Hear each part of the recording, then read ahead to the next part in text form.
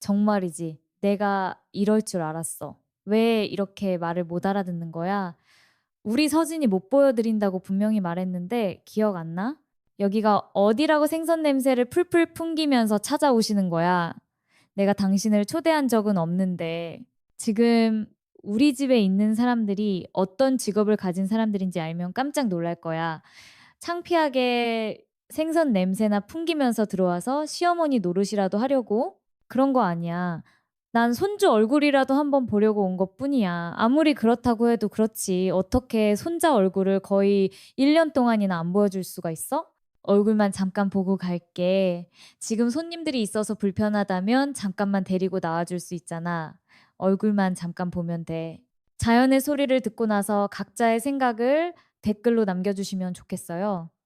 작은 댓글 하나라도 사연을 보내주신 분에게 큰 힘이 될 수 있답니다.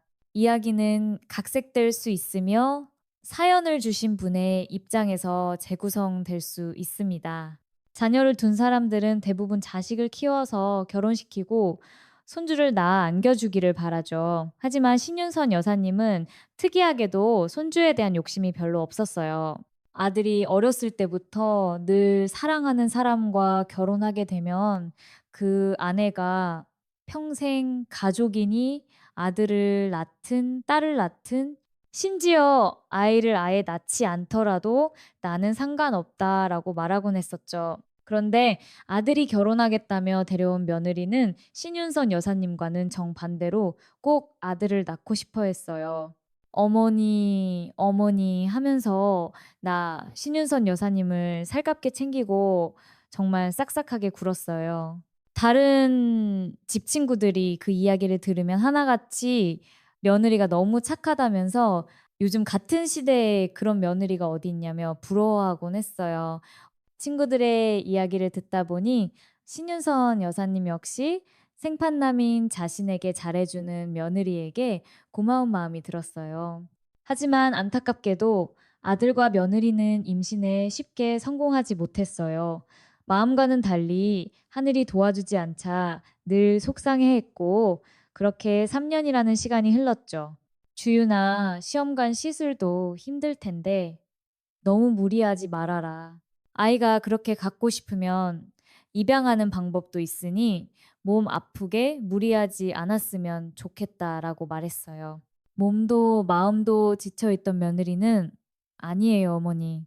저는 아들 하나 꼭 있었으면 좋겠어요. 어머님도 유빈 씨 하나만 낳아서 키우셨잖아요. 손주 하나 생기면 집안에 웃음꽃이 핀대요. 어머니께도 아들 손주 하나 딱 안겨드리는 게 제 꿈이에요. 그러니까 말리지 마세요라고 했어요. 사실 신윤선 여사님은 30년이 넘는 세월 동안 수산시장에서 일해왔어요. 생선 비린내를 맡으면서 하루 종일 일해도 아들 하나는 쉽게 생겼었죠. 그래서 아들 내외가 그렇게 임신을 힘들어하는 모습을 보면서 더욱 안타까운 마음이 들었던 것 같아요. 신윤선 여사님은 남편을 일찍 여의고 어린 아들과 모셔야 할 시어머니만 남은 상황에서 어쩔 수 없이 가장이 되었고 새 가족을 먹여 살리느라 바빠서 몸 건강은 제대로 챙기지도 못했어요. 그 시절 흔히 그렇듯 시어머니의 따뜻한 사랑 같은 건 받아본 적도 없었어요. 그렇다고 딱히 구박을 받거나 시집살이를 당한 것도 아니지만 그런 경험이 없다 보니 처음 생긴 며느리를 어떻게 챙겨줘야 하는지 잘 몰랐어요. 그래서 여기저기 시장 상인들에게 물어보고 아들 내외 몸에 좋다는 한약이나 영양제를 추천받아 건네주곤 했어요. 주윤아 목소리가 안 좋네. 많이 힘들지? 내가 젊을 때는 한약이나 몸보신 같은 걸 안 해봐서 잘 몰라. 친구들한테 이것저것 물어봤는데 며느리들이 몸 건강 챙길 때 이런 거 많이 먹는다고 하더라. 6개월 치 사달래서 너희 집으로 보냈으니까 남편이랑 아침 저녁으로 꼭 챙겨 먹어. 그래야 네가 건강하지? 알겠지? 어머니 이렇게 비싼 걸 어떻게 정말 감사해요. 열심히 챙겨 먹고 꼭 손주 낳아서 안겨드릴게요. 유빈 씨도 무척 좋아하겠어요. 유빈 씨도 꼭 챙겨 먹일게요. 주유나 이번에 자궁에 좋다는 한약 한 첩 지어서 집으로 보냈다. 한약은 몸에 안 받으면 부작용이 심하다고 해서 일단 한 달치만 먼저 지어 봤어. 먹어보고 괜찮으면 몇 달치 더 지어서 보내줄게. 그래도 약 지어준다고 부담 갖지 말고 언제든 아이는 포기해도 괜찮아. 오히려 마음을 비우고 있으면 갑자기 덜컥 생길 수도 있으니까 알았지? 가끔 시간이 나면 신윤선 여사님은 아들 내 집에 들러 해신탕이나 연포탕, 삼계탕, 사골국 등을 해다 주곤 했어요. 며느리가 워낙 잘하니 그런 걸 해줘도 힘든 줄도 몰랐어요. 웬만하면 포기하고 둘이 잘 살면 좋겠다고 생각하면서도 며느리는 정말 많이 노력했어요. 그런데 정말 기적처럼 3년 반 만에 아들 내외가 임신 소식을 알려온 게 아니겠어요? 신윤선 여사님은 드디어 희망과 절망 사이에서 힘들어하던 두 아이들이 이제야 한숨 돌리고 살겠구나 하는 생각에 기뻤어요. 하지만 신윤선 여사님이 순진했던 건지 며느리가 아들, 손주 낳아드리겠다며 큰 소리 치는 데에는 다 속셈이 있었던 거였어요. 임신하기 전에는 몰랐는데 대중교통을 탈 때마다 사람들 틈에 끼어 회사에 왔다 갔다 하기가 힘들다면서 괜히 아이가 잘못될까 봐 대중교통 타기 전부터 겁이 난다고 했어요.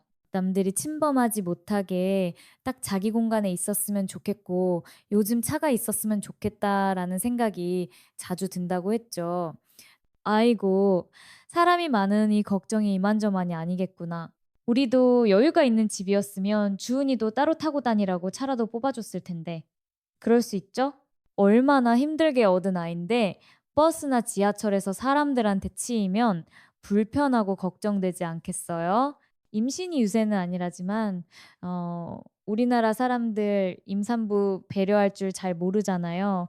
지하철 임산부석에도 막 그냥 앉아 있고 자리 양보도 잘 안 하고요. 당연히 불편했을 거예요. 며느리 마음을 이해한 이 차 한 대 못 사주는 게 얼마나 미안하던지. 그런데 몰랐어요. 못 사주는 게 엄청나게 미안해야 할 일이라는 걸요. 한두 번 말하고 말면 신윤선 여사님도 "에고 고생이 많구나." 하고 말 텐데 자동차가 있었으면 좋겠다는 이야기를 나중에는 정말 밥 먹듯이 자주 꺼내는 게 아니겠어요. 이건 눈치 주는 것도 아니고 신윤선 여사님을 만날 때마다 은근히 차 이야기를 꺼내는데 가만히 듣고 있자니 당연히 자동차 한 대쯤은 장만해 줘야 한다는 투였어요. 며느리는 티가 안 나서 그런지 사람들이 자리를 잘 안 양보해 준다. 배는 안 나와도 허리는 끊어질 것 같고 골반은 당장이라도 주저앉을 것 같은데라고 했어요. 또 어머니도 임신하셨을 때 차 한 대만 있었으면 훨씬 수월했을 텐데 아, 진짜 차 한 대만 있으면 소원이 없겠다라고 하기도 했죠. 보다 못한 아들이 "자기야 미안한데 차 이야기 좀 그만할 수 없을까? 우리 형편에 차를 또 어떻게 사? 당신 지하철로 30분 밖에 안 가잖아. 지금 있는 차도 당신 회사 가까운 데로 이사 오는 바람에 내가 회사랑 멀어져서 중고차 중에 제일 저렴한 걸 할부로 산 거잖아. 그렇게 힘들면 차라리 택시 타고 다녀. 아직 돈 번지 얼마 안 돼서 차 턱턱 못 사줘서 미안하다라고 말할 정도였어요. 신윤선 여사님 댁이 엄청나게 잘 사는 집도 아니고 아들 말대로 차 한 대도 열심히 발품 팔아 산 거였는데 한 집에 차 두 대는 정말 부담스러웠어요. 그런데 아들이 택시를 타고 다니라는 말을 하자 며느리 얼굴이 뾰로통해지더니 아무 말도 안 하고 집에 갈 때까지 셀쭉하게 앉아 있는 게 아니겠어요? 신윤선 여사님은 며느리가 남편이 자기 이야기를 제대로 안 들어줘서 서운한가 보다 하고 그냥 넘어갔어요. 그 뒤로는 잠잠하다가 며느리가 출산을 했어요. 전염병 때문에 면회가 안 돼서 태어난 손주는 아들이 보내주는 사진으로밖에 만날 수 없었지만 정말 예뻤어요. 손주 안 바란다는 신윤선 여사님의 말이 거짓말이었던 것처럼 정말 예뻤죠. 그런데 사건은 손주가 태어난 이후부터 시작되었어요. 아들이 지방으로 좀 길게 파견을 나가야 한다며 내려간 후부터 며느리가 본색을 드러내기 시작한 거였죠. "어머니, 제가 아이 데리고 택시 타기는 좀 그렇고요. 차 없이 아이 데리고 외출하는 게 보통 힘든 게 아니라서요. 유빈 씨 출장에서 돌아올 때까지는 어머님 댁에 찾아뵙기는 좀 어려울 것 같네요. 아유, 그렇지. 애 하나 데리고 나오려면 짐이 얼마나 많겠어. "너는 집에 있어. 가끔 내가 보고 싶으면 너희 집으로 놀러 가면 되지." 그게 아니라요, 어머니. 어머니는 정말 눈치가 없으시네요. 어머니한테 제 아들 보여드리기 싫다는 거예요. "눈치가 없다니? 지금 갑자기 무슨 말을 하는 거니?" 다른 집 시어머니들은 아들, 손자 노래를 부르시고 손주 낳아만 들이면 자동차는 물론 명품 가방도 선물해 주신대요. 그런데 어쩜 어머니는 그런 선물 하나 안 주실 수가 있어요. 제 친구들은 하나같이 어머님이 뭐 해 주셨냐고 물어보는데 쪽팔려서 대답도 못 했어요. 저 진짜 서운해서 당분간 어머님한테 우리 서진이 못 보여 드리겠어요. 그러니까 제 마음 풀릴 때까지 집에 찾아오지 마세요. "주윤아, 이런 말 좀 그렇지만 듣다 보니 당황스럽구나. 나는 너희한테 아들 손자 노래 부른 적도 없고 아이 낳으라고 한 적도 없어. 애초에 네가 아들 낳고 싶다고 했지 내가 낳아 달라고 한 적은 없어. 너희 둘이 원하는 대로 하라고 말했었지. 갑자기 나한테 그런 고가의 선물을 달라는 거냐. 지금 그거 안 줘서 서운하다는 거고 우리 집안 형편을 뭘로 보고 그런 말을 아무렇지 않게 하는 거냐?" 그러자 며느리가 기다렸다는 듯이 "그럼 원하시지도 않던 손주 몇 달 좀 못 봐도 상관없으시겠네요?" 제가 애 낳느라 고생할 땐 그 비싼 영양제며 한약이며 몸보신하라고 비싼 재료로 진수성찬해서 갖다 바치시더니 그냥 저한테 그 정도 돈 쓰기 싫으신 거겠죠. 그러니까 "우리 서진이 얼굴 볼 생각도 하지 마세요."라고 차갑게 쏘아붙이고는 전화를 끊어 버렸어요. 신윤선 여사님은 그 뒤로 전화를 몇 번이나 해도 절대 받지 않았어요. 이쯤 되니 아들을 낳으려고 그렇게 애쓴 게 전부 차 한 대 아니면 명품 가방 때문이었나 하는 생각까지 들었어요. 그렇지 않고서야 어떻게 이렇게까지 비싼 것들을 당당하게 사 달라고 요구할 수 있는 걸까요? 그동안 며느리에게 해 줬던 보양식이나 한약, 영양제도 자기 먹을 것에는 써본 적 없는 액수였어요. 좋게 대해 주려고 했던 것들인데 거기에 대한 보답이 고작 이런 거였던가요? 신윤선 여사님은 자신을 돈 많은 노인네라고 생각한 걸까요?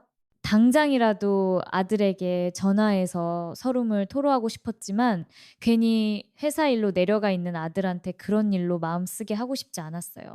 당장 화가 나고 서운해서 그렇게 말했을 수도 있지만 조금 진정되면 며느리가 마음을 풀 테니 그때 다시 이야기해 보자 하며 참고 기다리기로 했어요. 며느리도 서운함이 좀 풀리도록 시간을 주기로 한 거죠. 그런데 일 주일이 지나고 2 주일이 지나고 한 달이 지나도록 며느리에게는 연락이 없었어요. 말도 안 되는 요구를 하면서 무례하게 굴긴 했어도 그래도 며느리라 계속 신경이 쓰이고 마음이 편치 않았어요. 며느리가 조리원에 있던 시간까지 합쳐 벌써 2달이나 손주 얼굴을 못 봤는데 당연히 손주도 너무 보고 싶었어요. 아무리 원하고 바라지 않았어도 있는 손자를 못 보게 하니 더 보고 싶고 눈에 발렸어요. 신윤선 여사님은 결국 며느리가 원하던 가방이나 자동차는 못 사줘도 백화점에 들러 과일이랑 기저귀를 좀 사들고 아들 집으로 가기로 했어요. 집 앞에 거의 다 와가니 아기 우는 소리가 우렁차게 들리는데 손자 같았어요. 찾아오기까지 했는데 설마 문전박대는 안 하겠지 하는 마음으로 초인종을 눌렀어요. 하지만 신윤선 여사님의 예상과는 달리 며느리는 여전히 차가웠어요. 찾아오시면 제가 못 이기는 청문 열어드릴 줄 알았나 본데 저 그렇게 쉬운 사람 아니에요. 그깟 과일이랑 기저귀 다 필요 없으니까 돌아가세요. 서진이는 못 보여드리니까요. 라고 초인종을 통해 말한 뒤 초인종도 꺼버리는 듯 했어요. 그러고는 방으로 들어가 버렸죠. 처음 겪어보는 냉대에 신윤선 여사님은 눈물이 났어요. 과일과 기저귀를 문 앞에 내려두고 돌아오는 길, 정말 서러움이 북받쳐 올랐어요. 저럴 줄 알았으면 차라리 낳지 말라고 할 걸 괜히 고생하는 것 같아서 이래저래 마음 써준 자신이 바보같이 느껴졌어요. 아이들 크는 건 정말 순식간인데 벌써 2달이나 놓치고 있다니 고작 출산 선물로 자동차나 명품 가방을 사주지 않은 일이 이렇게까지 큰 파장을 불러올 줄은 몰랐어요. 그동안 싹싹하게 굴었던 건 자신을 돈 많은 노인네라고 생각해서였던 걸까요? 그럼 지금 자신을 무시하는 건가? 별의별 생각이 다 들고 그렇게 생각하니 며느리가 지난날 했던 행동이나 말들이 다시 보였어요. 상견례 때도 며느리의 친언니가 의사라는 걸 자랑스럽게 이야기했었죠. 저희 언니가 부인과 의사예요. 원래 집안에 사, 자 들어가는 직업 하나씩은 있어야 한다고 하잖아요. 변호사, 검사도 좋지만 결국 실생활에서 제일 유용한 건 의사 아니겠어요? 아이고, 그렇구나. 우리가 사자 직업을 가진 집안과 사돈을 맺게 되었네라며 칭찬해주니 그땐 아무 생각 없이 맞장구 치고 칭찬해줬지만 사자 직업 하나 없던 우리 집안 앞에서 그런 말을 했던 게 사실은 우리 집안을 은근히 무시했던 건 아닌가 싶기도 하고 참 사람 마음이 초라해졌어. 하지만 이제 와서 그게 다 무슨 소용이겠어. 우리 아들이 좋아서 한 결혼인데 어미가 되어 아들 가정을 망칠 수도 없는 노릇이니 이러나 저러나 나 혼자 가슴에 묻고 말을 아끼는 것 말고는 달리 방법이 없다고 생각했어. 어쨌든 아들이 없을 때 저러기 시작한 거니 아들 있을 때만큼은 눈치를 봐서라도 최소한의 도리는 하겠지 하는 바람이 있었지. 그래도 이제 며느리와 좋았던 관계는 다 끝이겠구나 싶어 속상했어. 신윤선 여사님은 손주가 돌이 될 때까지도 실제 얼굴 한번 보지 못했어. 아이가 있는 집에 가는 것도 조심해야 하는 시기였으니 여사님에게 정말 엎친 데 덮친 격이었지. 다행이라고 해야 할까? 아들도 멀리 떨어져 있으니 며느리가 아들에게 보내주는 사진과 영상을 아들이 보내주면서 핸드폰으로나마 손주를 볼 수 있었지. 그러던 중 손주 돌잔치는 작게나마 하자는 이야기가 나왔고 드디어 신윤선 여사님도 손주를 실제로 볼 수 있는 기회가 생긴 거야. 돌잔치 전날은 얼마나 마음이 설레던지 잠도 제대로 못 자고 거의 뜬 눈으로 밤을 새우다시피 했어. 그러다 아침 일찍부터 부지런을 떨며 손주 잔치에 쓸 떡이랑 음식을 만들었어. 온갖 잔치 음식을 싸들고 아들의 집으로 향했지. 아들도 그날만큼은 시간을 내고 집에 올 거라고 했기에 신윤선 여사님은 아들이 이미 집에 있는 줄 알았어. 얼른 나와 문을 열어주기만을 기다리며 초인종을 눌렀지. 그런데 문을 열어준 건 아들이 아니라 며느리였어. 어색하게나마 웃으며 선물을 건네주었지만 며느리는 여전히 퉁명스러운 표정이었어. 내 손에 들려있던 선물을 팍 낚아채 집으로 휙 던지더니 내 손목을 잡고 건물 밖으로 막 끌고 나오는 것이었어. 내가 이럴 줄 알았어. 말귀를 참 못 알아먹으시나요? 우리 서진이 못 보여드린다고 했어요, 안 했어요? 여기가 어디라고 생선 비린내를 풀풀 풍기면서 오세요. 난 그쪽 초대한 적 없는데요. 지금 집에 있는 지인들이 얼마나 대단한 직업들 가진 사람들인지 아세요? 쪽팔리게 생선 비린내 풍기면서 들어와 시어머니 노릇이라도 하실 생각이에요? 아니야, 그런 거 아니야. 난 손주 얼굴이라도 한번 보려고 온 거야. 아무리 그래도 그렇지. 어떻게 손자 얼굴을 1년 가까이 안 보여줄 수가 있어? 얼굴만 잠깐 보고 갈게. 집에 손님들이 있어서 불편한 거라면 잠깐만 데리고 나와줄 수 있잖아. 얼굴만 잠깐 보고 아나만 보고 갈게. 아무리 아이 문제로 이래라 저래라 안 했다지만 있는 손주 얼굴도 못 보게 하는 게 말이 돼요? 나도 맘 편하게 말 아낀 것도 아니고 너희 부부 마음 편하게 나 신경 쓰지 말고 살라고 그렇게 말한 걸 정말 몰라? 그렇게 서진이가 보고 싶으면 차 한 대 뽑아주시면 그만 아니에요? 내 친구들 전부 시어머니한테 이거 받았다 저거 받았다 하는데 저 혼자 내세울 만한 선물이 하나 없잖아요. 친구들은 제가 좋은 집안에 시집 온 줄 안다고요. 제가 원하는 건 딱 하나 차예요. 그거 못 해 주실 거면 오지도 마세요. 남편한테 괜한 소리하면 치매라고 확 모함해 버릴 거니까. 그러면서 며느리는 신윤선 여사님을 길가에 휙 내던지다시피 밀쳐냈어.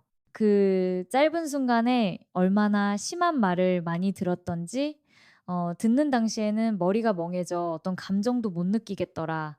며느리가 자리를 떠나고 혼자 길바닥에 멍하니 서 있자 정말이지 가슴이 터질 것 같았어. 너무 억울했어. 그 자리에 주저앉아 땅을 치며 울었어. 창피한 줄도 몰랐어. 그런데 누군가 말을 걸었어. "어르신 저 기억하세요? 저 주윤이 친언니예요. 이 정도까지 악랄할 줄은 몰랐는데 실제로 보니 정말 말이 안 나오네요. 그간 얼마나 마음고생 많으셨어요." 손주 돌잔치에 초대받고 가던 중 신윤선 여사님이 며느리에게 그런 모욕을 당하고 내팽개쳐진 걸 전부 본 모양이었어. 다 안다니 그게 무슨 말이에요? 그쪽은 몰라요. 내가 얼마나 서러운 일 당했는지 상상도 못할 거예요. 아이고, 주윤이 걔가 서진이 안 보여준다고 버티죠? 차 한 대 뽑아달라면서요. 저도 들어서 알아요. 저한테 다 이야기했어요. 어머님 얼마나 힘드셨어요. 주윤이 걔가 보통 나쁜 애가 아니에요. 변변찮은 수산시장에서 일하면서 며느리 차 한 대 뽑아주지 못하고 이렇게 무시당하는 내 처지가 한탄스러워요. 살면서 지금까지 단 한 번도 수산시장에서 일한 거 부끄럽게 여긴 적 없어요. 우리 아들도 나를 부끄럽게 생각한 적 한 번도 없었는데 며느리가 나를 부끄러워해요. 걔 저희 집에서도 이미 내놓은 자식이나 다름없어요. 자기도 변변치 못하니까 남들 깎아내리기 바쁜 애예요. 차가 다 뭐고 어머니 직업에 귀천이 어디 있어요. 홀로 아들이랑 시어머니 먹여 살리시느라 힘들게 살아오셨잖아요. 그거 다 알면서 어떻게 그런 말을 한대요. 얼마나 속상하세요. 며느리는 신윤선 여사님을 욕하고 부끄러워하며 내쫓았지만 며느리의 친언니는 신윤선 여사님을 알아주고 위로해 주었어. 며느리와 너무도 다른 모습에 신윤선 여사님은 깜짝 놀라고 고마웠지. 아유, 고마워요. 내가 늙어서 주책이지. 길바닥 한복판에서 못 볼 꼴을 보였네. 이만 가던 길 가요? 나도 집에 가야 하니까. 그런데 며느리의 친언니는 신윤선 여사님을 다 이해한다는 듯한 표정을 짓더니 내 손을 꼭 잡고 이야기했어. 어머님, 심정 제가 다 이해해요. 저도 제 동생이지만 추악한 인간이라고 생각해요. 이미 부모님은 없는 자식 친셈 쳤고요. 그나마 제가 간간히 들러 생사 확인하고 그냥 챙기는 정도로 지내고 있어요. 제 동생이지만 너무하다 생각하고요. 그래서 드릴 말씀이 있어요. 제 동생이 어머님 속인 것 같아요. 제 예상이 맞는다면 정말 용서받지 못할 짓 저지른 거예요. 주윤이가 나를 속였다고? 아니, 대체 얼마나 큰 거짓말을 했길래 용서받지 못할 짓이라는 거예요. 무슨 일이에요? 며느리의 친언니는 한숨을 푹푹 쉬며 입술을 물어뜯었어. 그러고는 입이 좀처럼 떨어지지 않는지 뻐끔뻐끔 입을 열었다 닫기를 반복했어. 그러더니 마음을 굳게 먹은 듯 신윤선 여사님에게 이야기를 하나 들려주기 시작했어. 제가 사실은 언젠가 밝히긴 해야 하는데 언제 어떻게 해야 하나 연락처도 모르는데 어떻게 전해야 하나 걱정이 많았는데 오늘 이렇게 길에서라도 뵙게 되네요. 상견례 때 한 번 본 건데도 얼굴을 다행히 잊지 않고 있었어요. 사실 어머니 아들 그러니까 매제가 무정자증이에요. 그게 무슨 말이에요? 우리 유빈이가 무정자증이라고? 아니, 그럼 임신도 못하고 고생한 게 우리 아들 때문이라는 말이에요? 아니, 그래도 아이를 낳을 수 있는 거예요? 거의 불가능하죠? 낳더라도 기형일 확률이 높고요. 결혼하고 2년 넘었을 텐데 주윤이가 임신이 잘 안 된다고 검사 받으러 왔었어요. 그때 알았죠. 주윤이 자궁은 문제가 없는데 매제가 문제였어요. 그런데 어찌 된 일인지 주윤이가 자기 남편 무정자증이라는 검사 결과를 숨겨달라고 부탁하더라고요. 남편이 자책하는 거 싫고 어머님도 아시면 속상해 하실 거라고요. 저는 걔가 시집 가서 뒤늦게 철이 든 줄 알았어요. 남 생각이라고는 전혀 안 하던 애였거든요. 아이 낳기 전까지는 며느리가 저한테 참 잘하긴 했어요. 싹싹했고, 아니, 그럼 우리 아들도 자기가 무정자증인 걸 모른다는 거예요. 그럼 대체 아이를 어떻게 낳은 거예요? 둘이 나 모르게 어떻게 한 거예요? 매제는 아직도 자기가 무정자증인 거 모를 거예요. 주윤이가 말했을 리가 없거든요. 검사 결과 듣고 나서 1년 반 동안은 더 이상 임신 얘기가 없길래 이 가진 건 포기한 줄 알았어요. 속상해서 포기한 줄 알았죠. 그래서 일부러 더 캐묻지 않고 내버려 뒀어요. 그런데 어느 날 갑자기 주윤이가 자기가 임신한 것 같다고 병원에 찾아왔어요. 당연히 물었죠. 대체 어떻게 임신한 거냐고요? 남편은 알고 있냐고요? 근데 그 이야기만 물으면 입을 꾹 닫고 말을 안 하더라고요. 산부인과 의사인 며느리 친언니의 이야기를 듣고 있는 내내 신윤선 여사님의 머리는 아찔했어. 가장 많이 드는 생각은 그럼 내 손주의 아빠가 누구인가 하는 것이었. 내 아들 자식이 아니라면은 대체 어디서 어떻게 아이를 임신해 온 건지 상상은 가지만 상상하기도 싫었어. 그런 신윤선 여사님의 표정을 읽기라도 한 건지 며느리의 친언니는 죄송하다며 고개를 푹 숙였어. 어디서 정자 기증을 받았거나 외도가 아닐까 의심이 되었죠. 그렇지만 물증도 없고 그 이야기를 하려면 매제가 무정자증이라는 것까지 밝혀야 하니 어떻게 해야 할지를 모르겠더라고요. 안다고 한들 매제 연락처나 어머님의 연락처를 제가 아는 것도 아니고요. 그래서 가만히 있었을 뿐인데 자기 거짓말을 감싸준다고 생각한 건지 아니면 가족정이 그리웠던 건지 주윤이가 제게 시댁 이야기를 미주알고 주알 털어놓더군요. 정확히는 시댁 이야기가 아니라 자기가 어머님께 어떤 짓을 했는지요. 고소하다는 듯 정말 생각 없이 이야기하는데 이건 아니다 싶었어요. 이렇게 갑작스럽게 밝히려던 건 아니었는데 충격받으셨다면 죄송합니다. 자, 그럼 지금 한 이야기가 전부 사실인가요? 그렇다면 제가 해야 할 일이 좀 있어서요. 연락처 남겨주시면 나중에 무슨 일 생길 때 전화할게요. 지금이라도 말해줘서 고마워요. 신윤선 여사님은 뒤늦게라도 사실을 알려준 며느리의 친언니에게 너무나 고마웠어. 거의 생명의 은인이나 다름없었지. 신윤선 여사님은 며느리 언니와 헤어지자마자 아들에게 전화를 걸었어. 긴 말은 만나서 해주마. 지금 너희 집 말고 우리 집으로 좀 와라. 갈 곳이 생겼어. 엄마, 지금 갑자기요, 몸 아파서 오늘 돌잔치 못 오신다면서요? 주윤이가 그러던데 몸 많이 안 좋으세요? 병원 가시게. 주윤이가 내가 몸이 안 좋아 못 간다니? 그런 거 전혀 아니고 자세한 건 와서 들어라. 일단 급하니까 얼른 집으로 와. 주윤이 데려오지 말고 너 혼자 지금 바로 와야 해. 아들은 자신에게 무슨 일이라도 난 줄 알고 알았다며 급하게 집으로 왔어. 엄마, 무슨 일이에요? 주윤이가 엄마 아파서 못 온다고 했는데 그게 아니에요? 주윤이가 그럼 거짓말한 거야? 무슨 일인데요? 근처 산부인과 가자. 제일 가까운 곳으로 얼른 가보면 알아. 아들은 영문도 모른 채 집에서 가장 가까운 산부인과로 향하기 시작했어. 그러던 중 자신에게 전화가 걸려왔어. 며느리였어. 며느리가 자신에게 사실대로 털어놓았다는 이야기를 언니에게 전해 들은 것 같았어.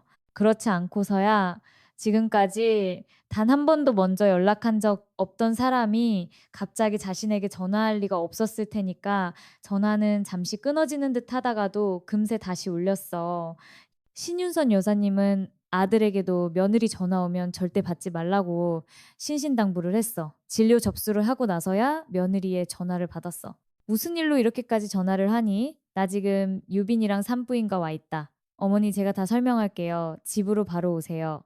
서진이 얼굴 보여드릴게요. 손주 얼굴 안 보고 사실 자신 있으세요? 지금이라도 검사 취소하시고 집으로 오세요. 저희 서진이 낳기 전에 관계 너무 좋았잖아요, 어머니. 그때로 다시 돌아가요. 제가 잘할게요. 어머니 지금 화나신 건 알겠는데, 아, 저희 언니가 말한 거예요. 어이가 없어 콧방귀가 절로 나왔어. 몇 번을 찾아가도 문 한 번 열어주질 않더니 이젠 손주 얼굴 보여주겠다는 말로 자신을 회유하려 들더군. 아니 손주인지 아닌지도 모르는 아이였지. 불이 나게 전화해서 반협박식으로 서진이를 들먹거리는 걸 보니 내가 몰라야 할 사실을 이제서야 알게 된 걸 들었나 보네. 그런데 우리 유빈이도 이 사실에 대해 알고 있니?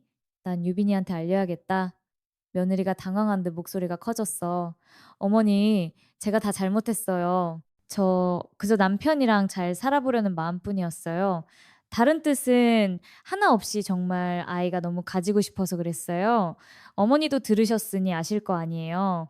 저 가족들한테 내쳐지고 가족도 모르고 살아서 시끌벅적 가족 만드는 게 꿈이라 그랬어요. 그러니까 제발 이러지 마세요. 유빈 씨가 알게 되면요. 저희 부부 인연 끝날지도 몰라요. 아시잖아요. 어머님 하나밖에 없는 아들 호랍이 만드실 거예요. 이혼남 꼬리표 달게 하실 거냐고요.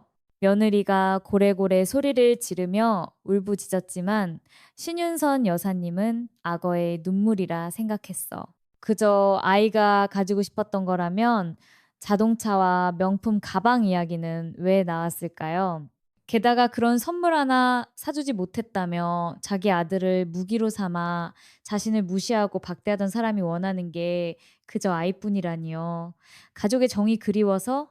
아니요. 나한테 변명 마라. 내 아들이 이혼남을 할지 계속 유부남을 할지는 내 아들이 결정하겠지만 할 일은 아닌 것 같다. 그리고 이런 중요한 사실을 정작 본인만 모른다는 건 말도 안 되지. 사람 바보 만드는 것도 정도가 있어. 지금 바로 검사하고 이왕 하는 거친자 검사도 한번 해볼까 봐 검사 후에 집으로 갈 테니 그때 둘이 이야기 잘 나눠보렴. 가족적 핑계 대지 말고 네가 바람 펴서 남의 자식 낳았다는 거 똑똑히 말하라고. 신윤선 여사님은 그렇게 말하고 전화를 끊었어. 통쾌했지. 듣고 있던 아들은 조금 놀란 듯 했어. 자기가 출장가 있던 사이 며느리와의 관계가 싹 달라진 걸 보았으니까 엄마, 지금 이게 무슨 상황이에요? 내가 뭘 모르는데 친자 검사는 또 무슨 말이고요? 그리고 바람핀 얘기는 뭐고? 이야기 좀 해줘요, 제발. 너 무정자증이란 거 다 알고 있었니? 너 전에 너희 처형네 병원 간 적이 있었다며? 아, 그때 결과 못 들었어? 그게 무슨 말이야? 그때 처형이 저 정상이라고 문제 없다고 했어요. 엄마, 어디서 무슨 소리 듣고 오셔서 이래요? 너희 처형이 알려줬다. 너 무정자증인데 주윤이가 결과 숨겨달랬다. 아까 너 내 집에 갔다가 내 마누라한테 개차반 당하고 울고 있는데 내 처형이 다 얘기해줬어. 아들에게 짧게나마 상황 설명을 하고 있던 중 간호사가 와서 아들을 데려갔어. 친언니 말대로 아들은 무정자증이 맞았어. 아들은 처음에는 제 말을 반신반의하고 있다가 결과지를 보고 충격을 받은 듯 했어. 선생님, 제가 무정자증이라고요? 그럴 리가 없어요. 제 아내 아들도 이미 나왔다고요? 무정자증이 아이 낳을 수 있는 거죠? 그렇죠? 아니, 무정자증 이거 결과가 잘못된 거 아니에요?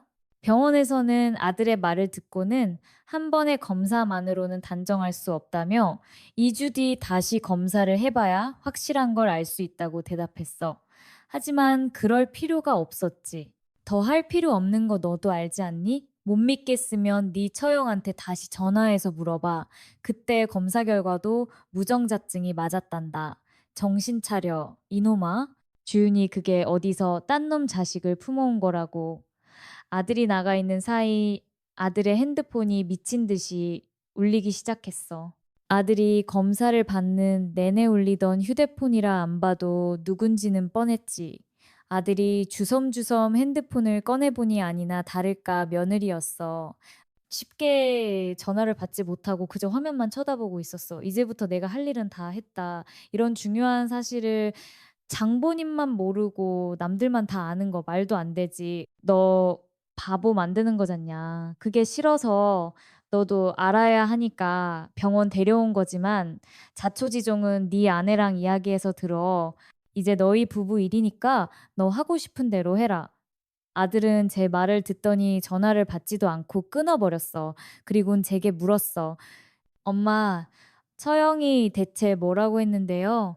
자세히 좀 말씀해 보세요. 제발요. 오늘 다 알았어. 아까 너희 집 다녀오는 길에. 서진이 돌잔치가 다 되도록 얼굴 한번 실제로 본 적 없잖니? 너 출장가 있는 동안 아주 가관이었다.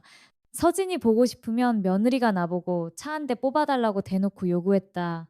그거 못 해줘서 과일이며 기저귀 바리바리 싸들고 찾아간 적도 있고 오늘은 돌잔치라고 잔치 음식까지 해서 찾아갔다. 나 한 번도 그 집 현관 바닥 밟아보질 못하고 내쫓겼어. 그게 주윤이가 서진이를 보고 싶으면 자동차를 사달라고 그랬다고요? 아니 이게 무슨 나한텐 엄마가 편찮으셔서 잘 안 오신댔어요. 그래서 사진 많이 보내드리고 있다고 했는데 아니 엄마 그런 일이 있는데 왜 저한테 말씀 한 번 없으셨어요? 전 그런 줄도 모르고 전염병 때문에라도 조심하자고 서진이 안 보여드렸잖아요. 네 처형은 다 알고 있더라. 주윤이가 얼마나 지독하게 두 얼굴을 하고 사는지 지켜보다 못 참고 이야기하려고 했는데 아유 오늘 마침 주윤이 손에 끌려 나와 쫓겨난 나를 보고 이야기해줬어. 너희 부부싸이 생각해 마냥 참고만 있었던 건데 주윤이 걔가 낳은 자식이 내 자식이 아니라는 걸 알게 된 이상 나도 밝혀야겠다고 결심했어. 그래서 너 병원까지 끌고 온 거다. 엄마 하나밖에 없는 아들이 진짜 불효자네요. 난 그런 줄도 모르고 정말 엄마 몸 편찮으신 줄로만 알고 주윤이 말만 철석같이 믿고 살았어. 어떻게 해요? 이 죄를 어떻게 갚아요? 너 무정자증이 기형아 낳을 확률이 더 높다더니 친자 검사까지 꼭 해봐. 뭐든지 확실하게 해야지. 아들도 울고 신윤선 여사님도 울고 병원 구석에서 그러고 있는 동안 며느리는 계속해서 전화를 걸었어. 아들이 어느 정도 진정이 되었는지 스피커폰으로 전화를 받더군요. 며느리는 기다렸다는 듯 애절하게 아들에게 매달렸어. 여보, 당신 나 믿지? 나 당신 아내야? 나 당신 사랑해. 당신밖에 없다고. 우리 사이에 아이 하나 원했을 뿐이야. 당신 무정자증인 거 알게 되면 당신이랑 어머니 속상해 하실까 봐. 그래서 말 못하고 숨겨둔 거야. 어머니가 뭐라 하셨는지 몰라도 사실 아니야. 내 말 먼저 좀 들어봐. 내가 자동차 사달라 그랬던 거, 그거 다 장난이야. 명품백 사달라 한 것도 친구들한테 자랑할 거 없어서 쪽팔리다 했던 것도 다 사실 아니야. 어머님이 뭐라 하셨어? 내가 서진이 안 보여줬다고 막 그러시지. 그거 아니야. 다 지어낸 거야. 어머님이 거짓말 하시는 거라니까. 아들은 이미 한 번 속은 터라 자신을 한 번 더 믿어달라고 이야기하는 며느리의 뻔뻔한 거짓말에 정남이가 떨어지는 듯한 표정이었습니다.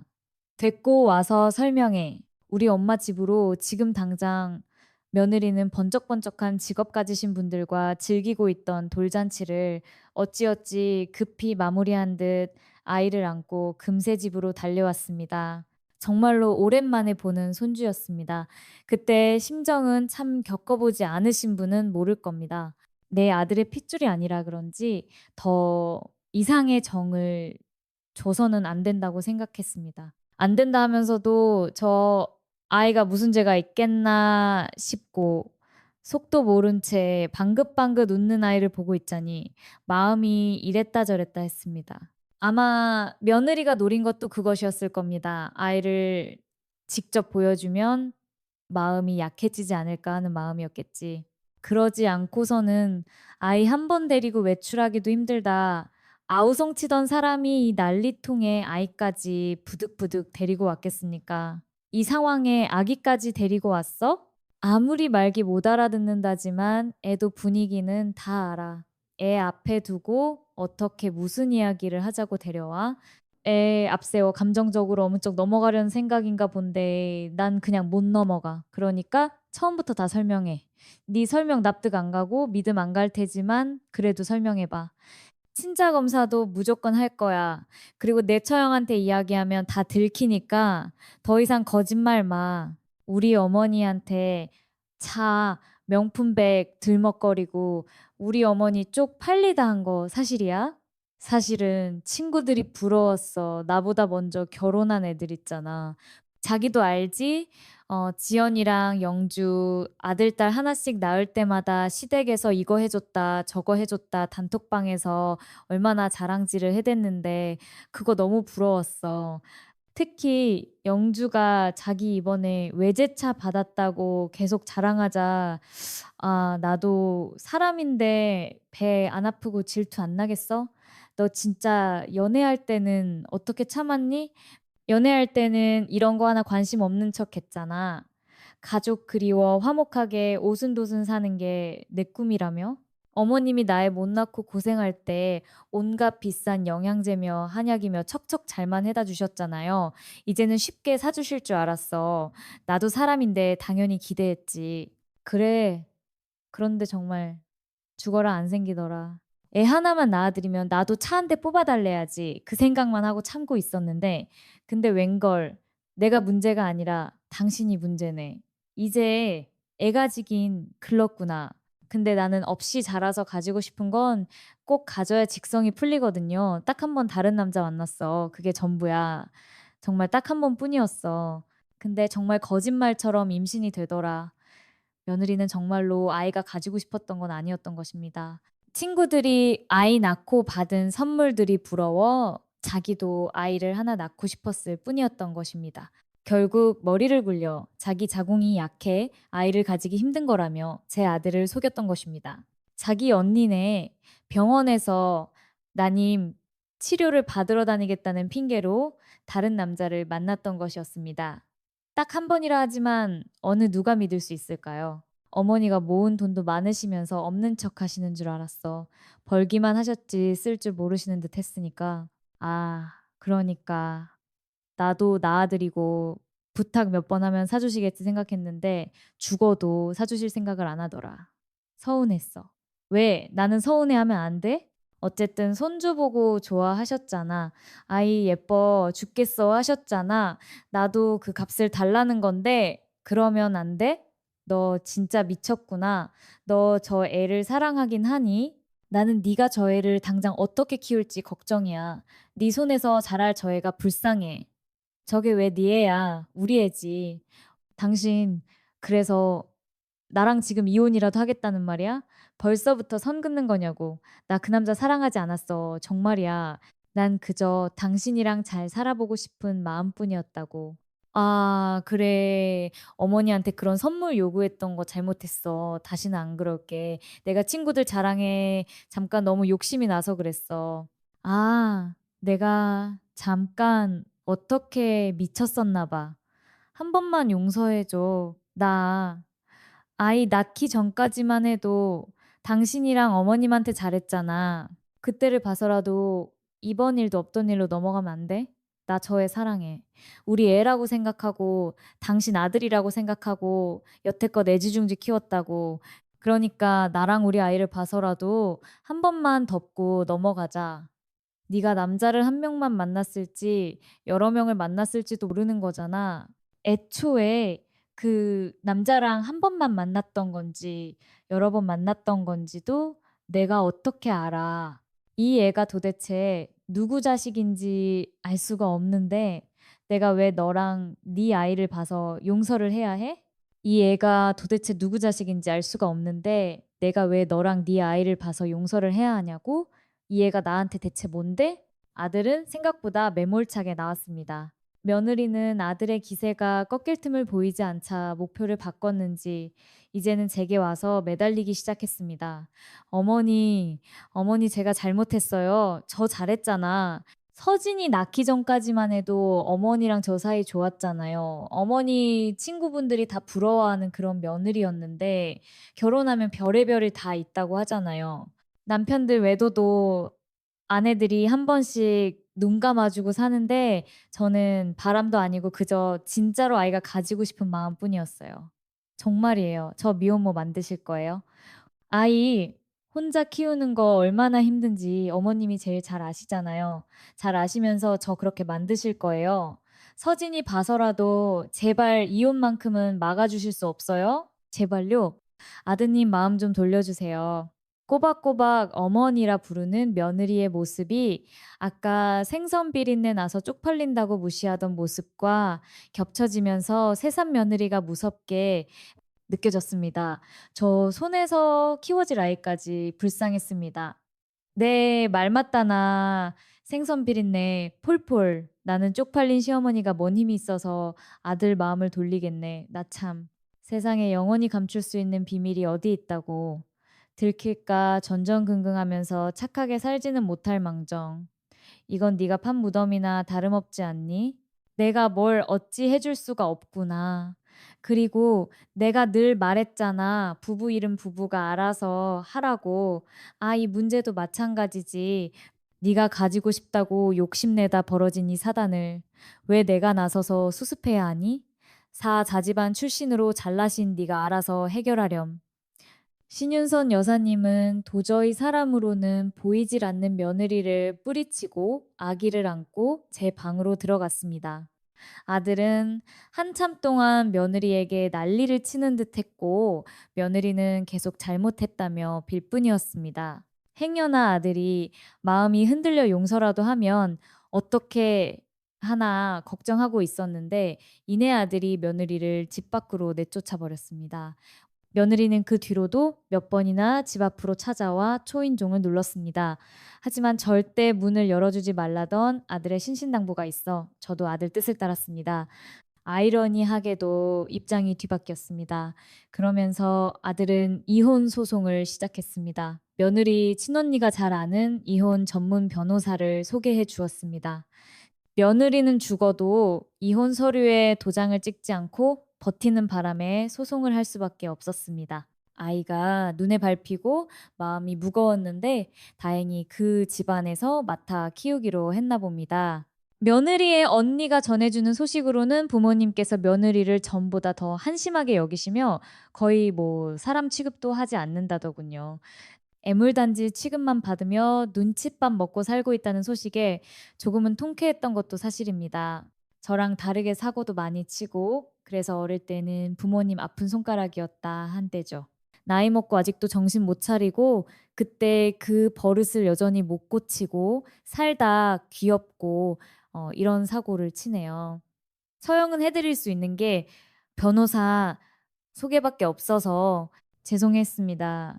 선임 비용 일부는 처형이 주겠다고 했고 부담 갖지 말고 소송 잘하시라고 했습니다. 그리고 아이는 처가집에서 잘 키울 테니 너무 걱정 말라고 심려 끼쳐드려서 죄송하다는 말뿐이었습니다. 그 인간한테 위자료 받아내면 그 인간이 노래를 부르던 명품백 엄마 사드릴 거예요. 엄마 사서 메고 다니셔요. 아들은 저런 여자를 며느리로 들인 자기가 불효자라며 자책하고 앞으로는 평생 혼자 살 거라고 말했습니다.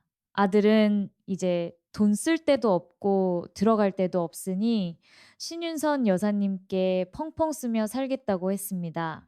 집안에 사람 하나 잘못 들여 이 난리를 피웠지만 그래도 불행 중 다행으로 양심적인 친언니 덕분에 이쯤에서 끝나길 다행이라 여겼습니다.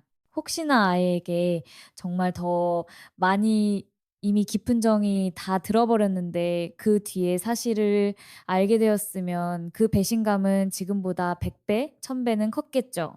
이쯤에서 그친 걸 다행으로 생각하고 앞으로는 아들과 단란하게 잘 살아가 보려고 했습니다. 그래도 언제라도 아들에게 다시 좋은 짝이 생기면 결혼을 마다하지는 않았으면 좋겠다는 게 엄마의 마음이었습니다. 여기까지가 신윤선 여사님의 이야기였습니다. 양심적인 처형이 있어서 다행입니다. 사연을 듣고 댓글로 의견을 남겨주시면 좋겠습니다. 사소한 의견일지라도 사연자분께는 큰 힘이 됩니다. 노골적인 악성 댓글은 사연자분께 상처가 될 수 있으니 삼가주시기 바랍니다.